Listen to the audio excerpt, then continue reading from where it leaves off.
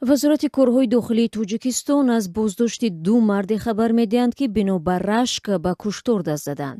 Ба навиштаи вебсайти ин ниҳод, кормандони милитсия марди 42-солаи сокини ҷамоати деҳоти Қаратоғи шаҳри Турсунзода ва бародараш марди 33-соларо бо гумони одамкушӣ дастгир карданд.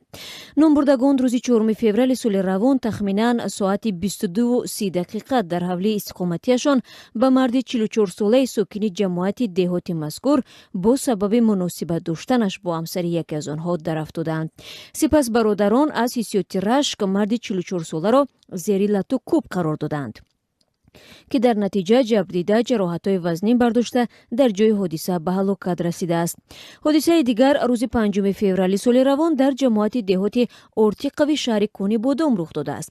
нисфи рӯзӣ марди 50-солаи сокини ҷамоати деҳоти Ортиқави шаҳри Кони Бодом дар ҳолати мастӣ дар хонаи истиқоматиаш аз ҳиссиёти рашк бо ҳамсараш зани 46-сола ҷангу ҷанҷол карда, бо корди хоҷагӣ дар дасташ буда 3 маротиба ба қисмати дили ҳамсараш задааст. дар натиҷа ҳамсараш ҳалок мешавад. дар ҳоли ҳозир кормандони милитсия нисбати ҳолатҳои мазкур тафтишотро